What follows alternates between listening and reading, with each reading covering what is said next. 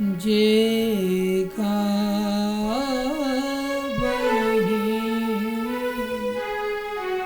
यह चरित सवारे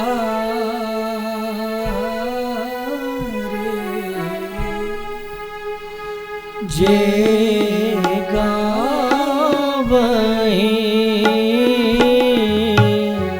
यह चरित सवारे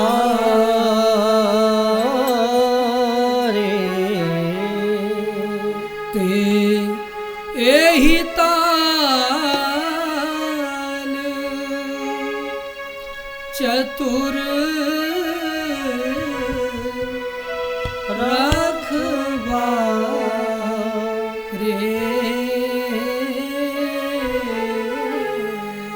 ते एहि काल चतुर रखवारे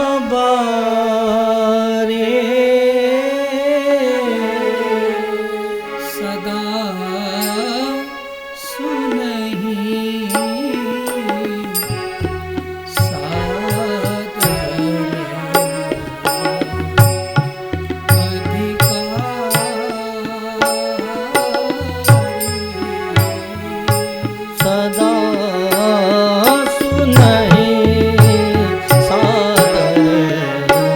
अधिकारी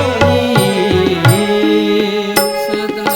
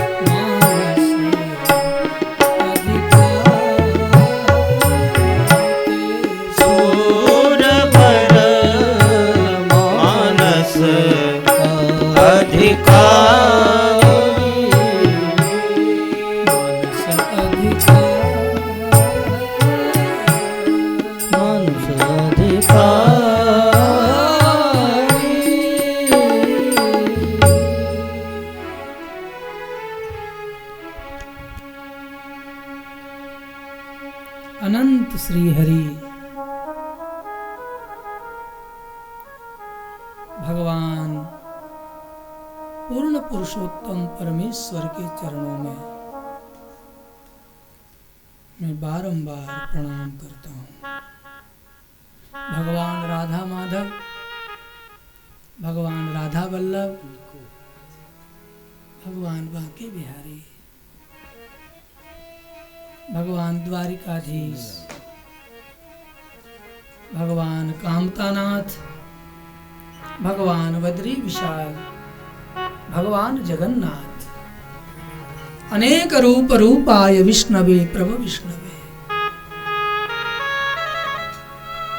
तीर्थ के देवताओं को, ऋषियों को, सबको प्रणाम करता हूँ।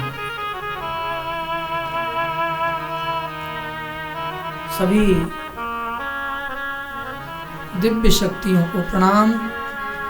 और आज की स्तुतीय दिवस की कथा में इन्हीं दिनों में हमारे गुरुग्राम में वाटिका सिटी सोहना रोड में इस पुरुषोत्तम मास की कथा का आयोजन होना था। 18 तारीख से शायद कथा की 19 से वो तारीख वाटिका सिटी क्लब की तय थी। तो मुहूर्त तो संतवाणी चैनल में होना था।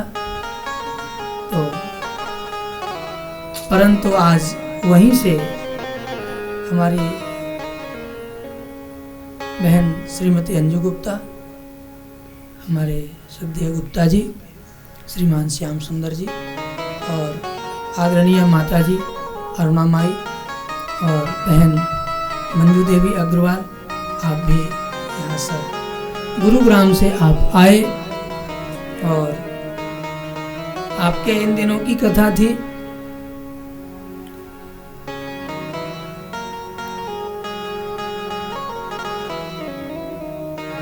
परंतु घरों में जो बैठे हैं, दूर दूर मुझे टेलीफोन भी आ रहे हैं और बंबई में हमारे मालपाणी परिवार लगातार टेलीफोन पर जुड़े हैं, वो देख रहे हैं। विशाखापट्टनम से, बंगाल से हमारे श्रीमान राजेंद्र प्रसाद चौधरी जी, आपका परिवार, यूपी एटा उत्तर प्रदेश से, हरदोई से, मैनपुरी से, गुजरात से, वापी से, जहाँ जहाँ आप राम कथा सुन रहे हैं, मैं ईमानदारी से गाऊं, आप ईमानदारी से सुनिएगा।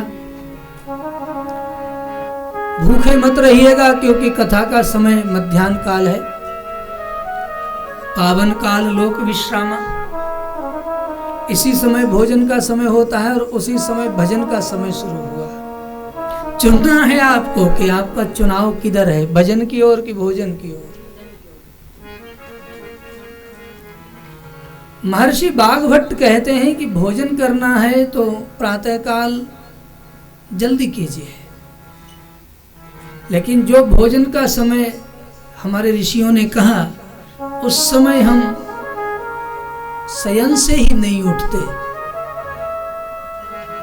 वो तो कहते हैं कि 9 बजे तक पेट भर के जो कुछ खाना है खा लो, फिर दिन भर मत खाओ। जीवन शैली बदली है,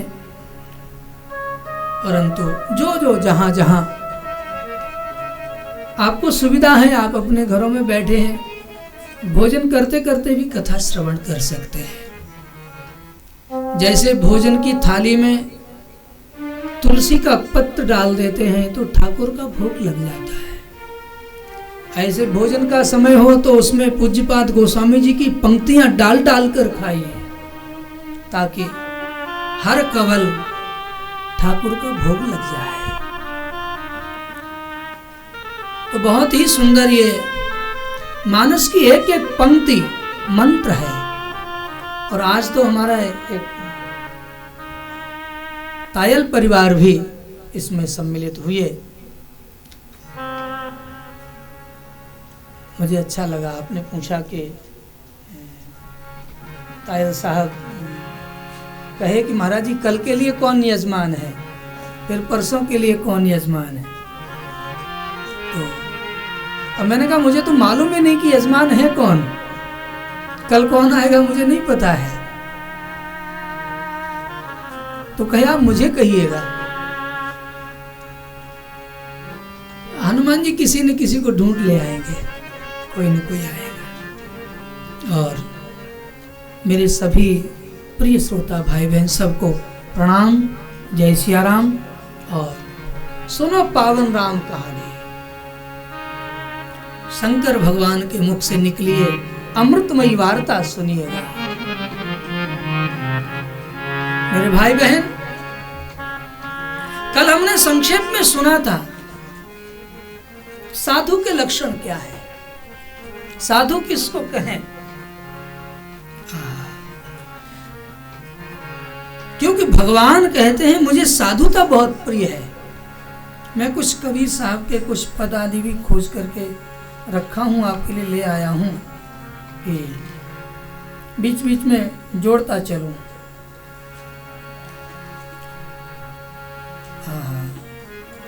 साधु किसको कहें, मैं एक वो दास सत्तार का पद लाया हूं आपके लिए।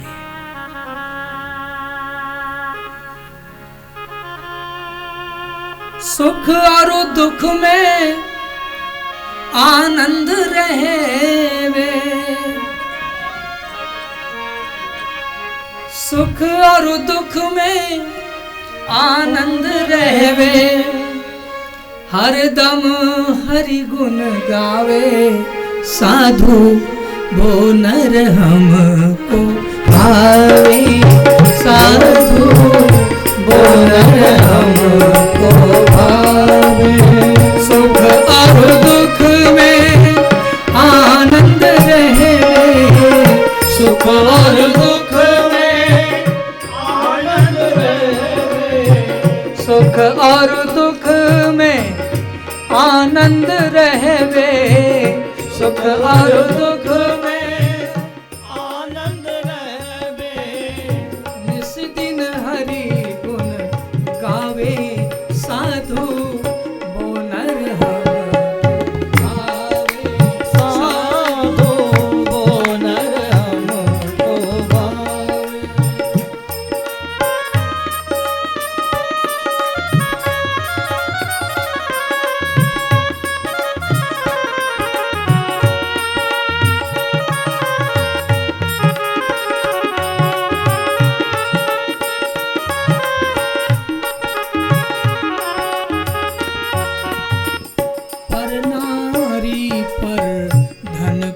त्यागे, पर नारी पर धन को त्यागे, सत की रोटी खावे,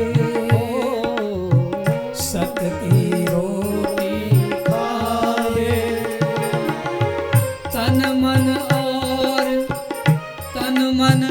और वचन से कोई, तन मन वचन से कोई जी को नाही दुखावे, साधु वो नर हमको भावे, साधु वो नर हमको पावे, साधु वो नर हमको पावे, साधु।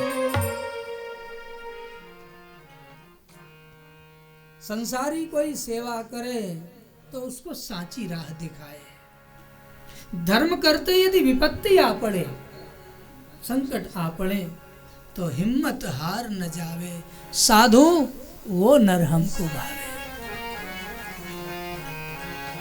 दास सत्तार कहते हैं, पर दुख भंजन होकर रहवे, दूसरों के दुख में काम आवे, काम आवे, पर दुख भंजन होकर रहवे, गुरु गोविंद गुण गावे। और दास सत्तार गुरु गोविंद मिलकर, दास सत्तार गुरु गोविंद मिलकर, पाप को मार भगावे, सो साधु ऐसा नर मुझको भावे, साधु वो नर मुझको भावे। ऐसा मनुष्य, ऐसा साधु चरित व्यक्ति ठाकुर कहते मुझे प्रिय है। तो साधुता के लिए करें क्या, क्या करना चाहिए? तब गोस्वामी जी 9 दोहे में राम नाम की महिमा लिखते हैं। बहुत ही सुंदर राम नाम की महिमा। राम नाम के बारे में जो जपेगा सो जानेगा। कहीं सुनहि अनुमोदन करहीं, ते जो कहेंगे सुनेंगे वो भवसागर को ऐसे पार कर जाएंगे जैसे गाय के बछड़े के पैर का गड्ढा, ऐसे पार कर जाएंगे। जो कहेंगे सुनेंगे, जो गाएंगे। गोस्वामी जी ने पंक्तियां लिखी हैं, राम नाम की महिमा गाई है और सबको प्रणाम किया, सबको प्रणाम किया। जिस दिन आंख ऐसी हो जाए कि ईश्वर के अतिरिक्त कुछ है ही नहीं, ये दिखाई देने लगे जगत में, तो समझना हम जीवन जीते जीते मुक्त हो गए। भगवान ही लबालब भरा हुआ है, भगवान के अतिरिक्त सृष्टि में कुछ है ही नहीं। सब उसी के रूप दिख रहे हैं, सब उसी में समा जाएंगे। वो अनंत ही सर्वत्र व्यापक है। ऐसा जब समझ में बैठ जाए, पक्की दृष्टि हो जाए,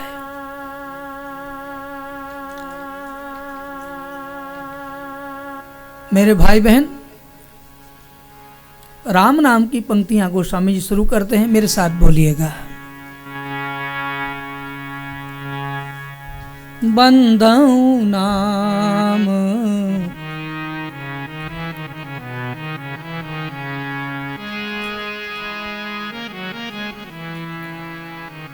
बंदऊ नाम राम रघुबर, बंदऊ नाम राम रघुबर को, बंदऊ नाम राम रघुबर को, हेतु कृषाण भानु हिम कर को, हेतु कृषाण भानु हिम कर को, बंदऊ नाम राम रघुबर को, हेतु कृषाण भानु हिम कर को, भानु हिम कर को, भानु हिम कर।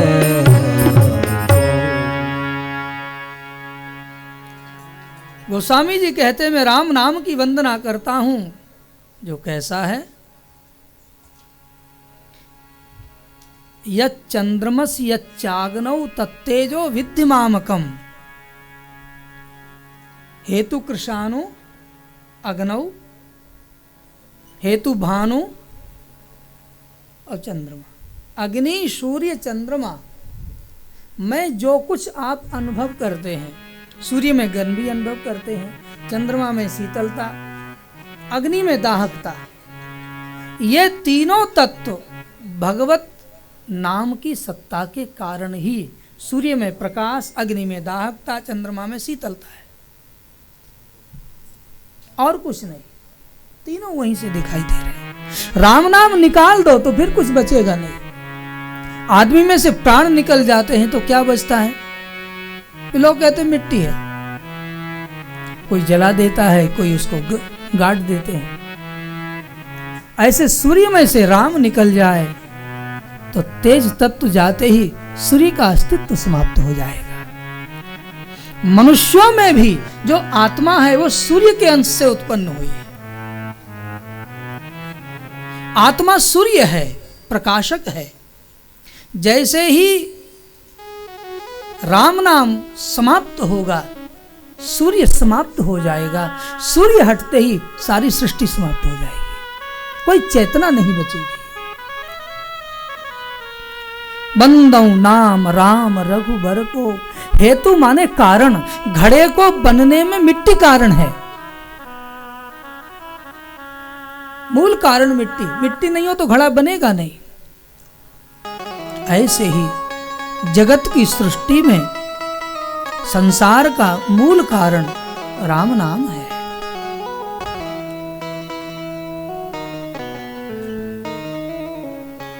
गोस्वामी जी कहते हैं कि विधि हरि हरमय वेद प्राण सो अगुण अनुपम गुण निधान सो। राम नाम विधि हरि हरमय है। राम नाम ब्रह्मा है, राम नाम विष्णु है, राम नाम महेश्वर है। इसका अर्थ है राम नाम सर्जन करता है, राम नाम पोषण करता है, राम नाम समाप्त कर देता है। राम ही काल है। राम नाम के तीनों देवता आश्रित हैं। भगवान ब्रह्मा, भगवान विष्णु, भगवान महेश्वर, सृष्टिकर्ता, लयकर्ता, पालन करता, सब हरि नाम के छत्र छाया में जी रहे। विधि हरि हर मय वेद, चारों वेद कोई पढ़े और कोई केवल राम नाम जपे, बस राम नाम जपे। इसीलिए जो साधक बहुत वेद नहीं पढ़ते थे, हरि नाम जपते थे, राम राम राम। और कोई साधारण नहीं, गोस्वामी जी लिखते हैं, महामंत्र जोई जपत महेशो, काशी मुकुट हेतुपदेशु, महिमा जासु जान गण राओ, प्रथम पूजियत नाम प्रभाओ, नाम प्रभाओ, नाम प्रभाओ।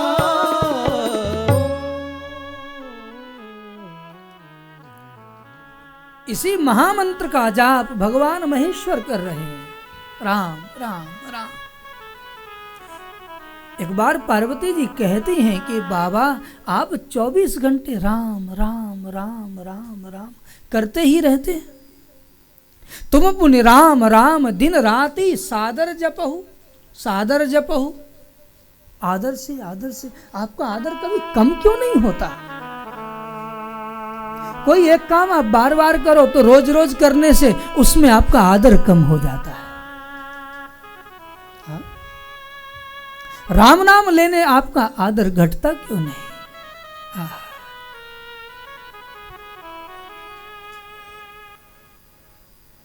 भगवान महेश्वर इसी नाम को जपते हैं, और अकेले नहीं, पार्वती भी यही नाम जपती है। सहस नाम सम सोनी शिव बानी, जपि जेई पिय संग भवानी। इसी नाम को जप करके तो पार्वती ने महादेव को प्राप्त कर लिया। भगवान महादेव ने राम नाम आभूषण बना लिया है। जिसकी जिह्वा का आभूषण राम नाम है, जिह्वा का आभूषण हरि नाम,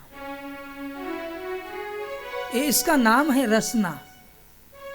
और ये 6 रसों को भोजन करती है, कटु, अम्ल, लवण, तीक्ष्ण, उष्ण, विदाहक, सब मीठा, कड़वा, खट्टा, तीखा सब खा लेती है।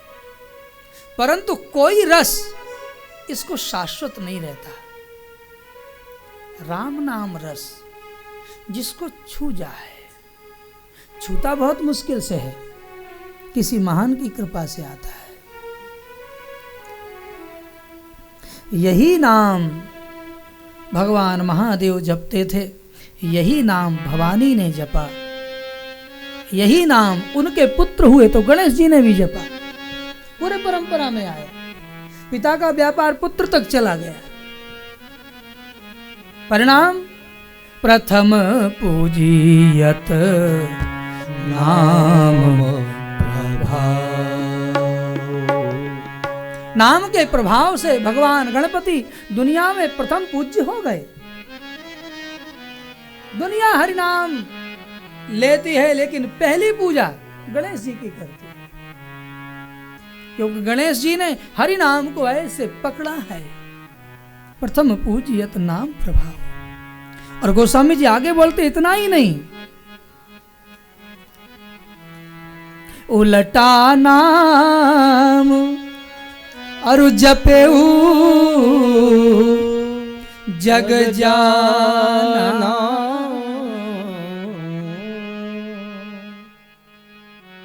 संक्षेप में गोस्वामी जी महर्षि वाल्मीकि को ले आते हैं, और वाल्मीकि भय ब्रह्म समान, वाल्मीकि भय ब्रह्म समान।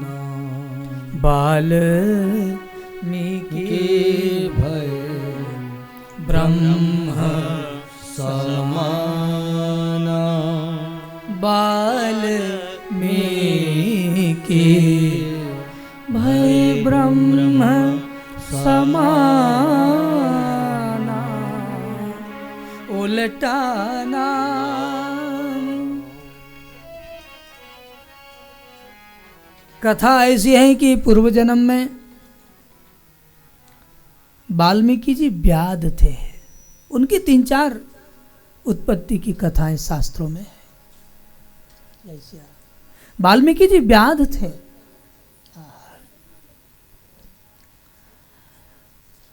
चोरी करते थे और एक दिन ऐसा हुआ कि बस एक महात्मा तपस्वी ऋषि निकले हैं और वाल्मीकि जी ने व्याध के रूप में उनका छत्र और कमंडल ले लिया। छत्र कमंडल ले लिया। थोड़ी दूर महात्मा गए, बहुत कड़क धूप थी, कमंडल भी चला गया था और छत्र भी चला गया था। तो महात्मा थोड़े क्रोध तो नहीं आया, लेकिन साधु है तो क्रोध नहीं आया, चले गए आगे। व्याध को दया आई कि कैसा महात्मा है, और ये व्याध के वेश में वाल्मीकि जी जाते हैं और बाबा को कहते कि बाबा माफ करना, क्षमा करना, हमने आपका दंड कमंडलू ले लिया, छत्र ले लिया, आपको वापस देने आया। तो बड़े प्रसन्न हुए, बोले भैया तेने ले लिया था, वो भी बड़ी कृपा करी, अब देने आ गया है, वो भी बड़ी कृपा कर रहा है। एक काम करो, मैं तुमसे बहुत आनंदित हूं, अगले जन्म में तुम ब्रह्म कुल में पैदा होगे और जाओ तुम वाल्मीकि बनोगे। राम जी की ऐसी भक्ति तुम्हें प्राप्त होगी, करुणा के कारण तुम्हारे हृदय से रामायण फूटेगी।